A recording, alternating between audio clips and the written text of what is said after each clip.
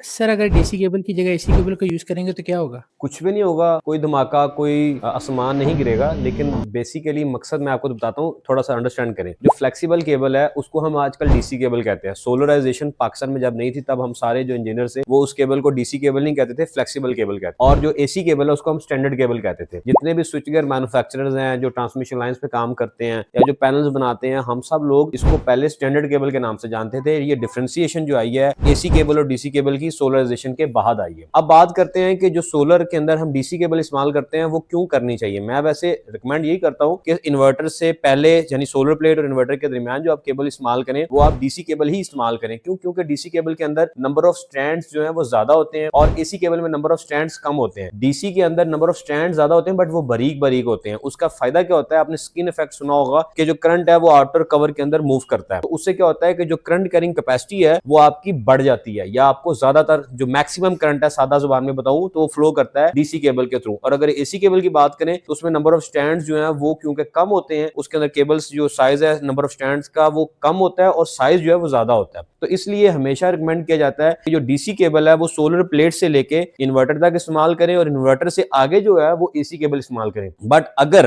DC cable की जगह पे आपको एसी केबल इंस्टॉल कर भी देते हैं तो उससे कोई शॉर्ट सर्किट या कोई धमाका या कोई ऐसी चीज कुछ नहीं होती। हाँ, उसके अंदर लॉसेस जरूर आते हैं और वो जो आते हैं उसका ताल्लुक जो है वो उस केबल की मैन्युफैक्चरिंग से है, उसकी जो केबल की इंजीनियरिंग है उससे ताल्लुक है उसका।